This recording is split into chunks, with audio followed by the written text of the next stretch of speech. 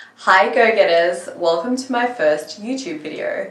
I'm Rachael Neiberding, the founder of the women's online lingerie shop Finding Rosie and the author of Rachel's Journal, which is my online business resource for entrepreneurs. So this video is for anybody who wants to launch their own online shop or sell products online. I'm going to tell you the reasons why you must build an audience before launching your shop and 4 steps for you to follow to build that audience.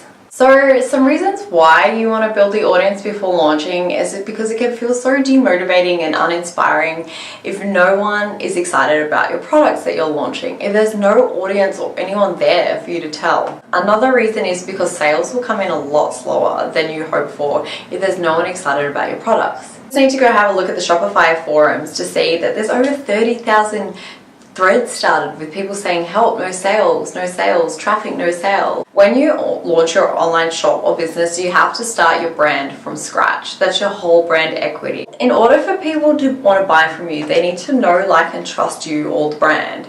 So you're starting from scratch. The sooner you get started, the better, building the know, like, and trust with your audience. When it comes to launching your products, search engines don't even know what your website's about. You won't be showing up very high in listings. I appreciate how much work goes into creating an online store or starting a business or creating products. But it's so important that although you're spending so much time in these areas, that you start to foster and nurture an audience that's excited and wants to go along with the journey for your brand. It's just going to help you so much more when you launch and there's people excited about what you have to sell. Okay, so let's get into the 4 steps you should follow to grow an audience before launching your shop. Step number 1 is to start a website. I know, you may not have your products ready to sell yet, but you need a place where people can go to and you can tell them what your brand or your products are going to be about. Even before you have product images, go and find stock images of stuff that relates to the lifestyle or brand aesthetic of your business. Put those up there and then write a description as to what your site's about or your shop's about. Some other ideas that you may want to include on your website are a blog. If you're starting a company that sells athletic wear, you may want to talk about health and lifestyle on your blog. The other option for your website is to have a landing page, and I really recommend that you do this even if you do have a blog.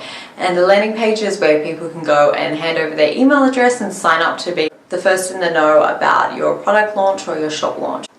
I can put in the description below who I use for my website, and you can lock in my rate, but the sooner you start, the better with your website. Step number 2 is to build SEO. SEO, or search engine optimization, is what Google and other search engines use to read what your website's about. You need to get started sooner rather than later in communicating what your website is about to Google and other search engines. Some things that you need to do are work on your SEO title.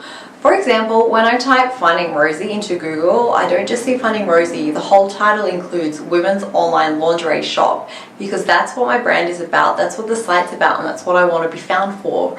You need to think about what those words are for your website and for your shop or your products and include it in your SEO title. The same goes for your meta tags and description.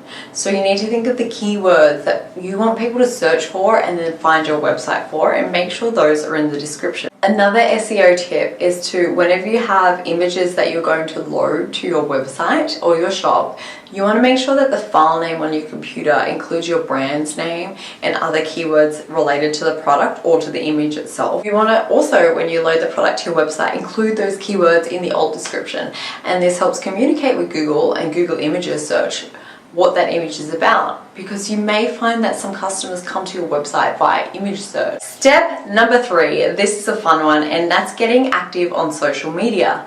I know a lot of people feel like they can't start getting active on social media because they don't have the products to sell or the brand isn't ready yet. But guess what? You need to get started and secure your usernames.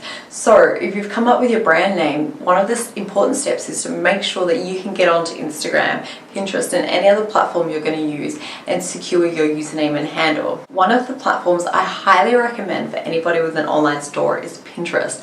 Pinterest has been incredible for generating traffic for my website. It's also a great place for you to start when you're trying to build up brand and aesthetic and visual aesthetic before you have products.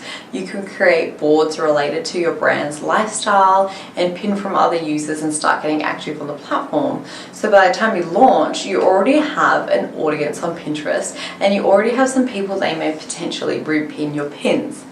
I use a scheduler for Pinterest, which I will put in the description below if you're interested. That way I only spend about 30 minutes a week and I have about 10 pins going out per day.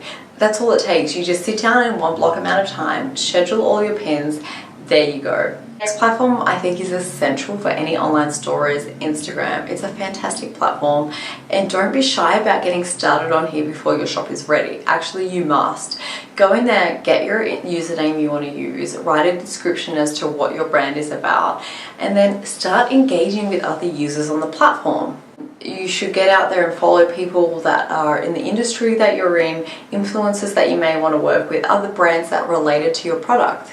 Yeah, I'm a huge believer in you'll get what you give on this platform, so it takes a long time to build an engaged audience on Instagram. It's a very popular platform, so you need to get started on there sooner. You need to be active on the platform, you need to be liking other people's stuff and be very clear about what your brand's about. It's a really cool platform to use for getting insights from your audience. You can do stuff in Instagram stories such as polls, ask somebody what colors they prefer. You could put up an image of 2 products and say which do you prefer, what color do you like this in, anything along those lines, and just get a bit of research from customers if you're trying to make a decision on a product. Even with Instagram, if you're not quite ready for anyone to look at your account yet, you can set it on private, but I really do think you should start posting visual images that represent your brand and get people excited about your brand. Start following other users, have users follow you back, like other people's photos, and then use Instagram to have a bit of a countdown for your shop launch. The other thing you can do is you should do is put your website in the description, in the bio. People can go to your website, see what your shop will be about, they can sign up to your mailing list, and that way you have an even warmer contact than before.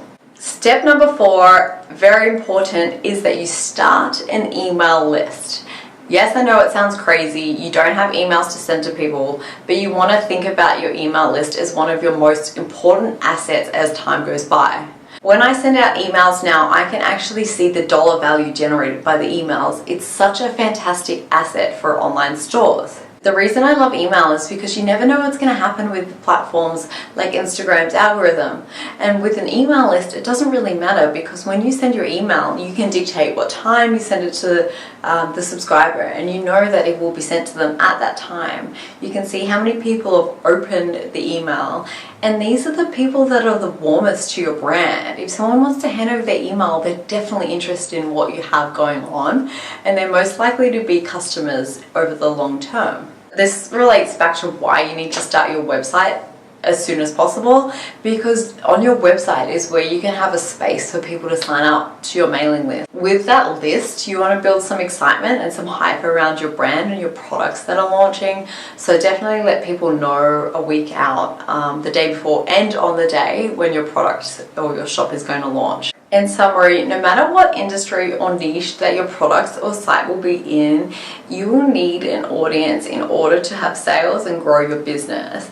And it doesn't stop once you launch. Growing and nurturing your audience is an ongoing thing. So if you want all of this summarized, I have created a checklist that you can download from my website, which I will link below. So seeing as though this is my first video, I would love it if you would give me a thumbs up.